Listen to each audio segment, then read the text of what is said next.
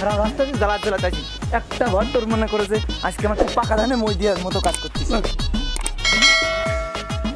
Wait কর, বিড়ি একটা পাইছি, তোর ব্যবস্থা আমি করছি। দাঁড়া, জামাইটা আজকে আসার কথা, এখনো তো কে আসতেছে না, বুঝতেছি না কেন, মাথাটা ধরে রয়েছে।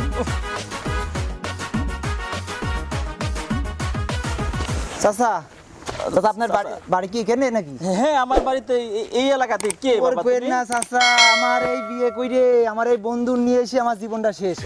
এখন আমার এই শ্বশুর বাড়ি এসে মান সম্মান আমার সব শেষ।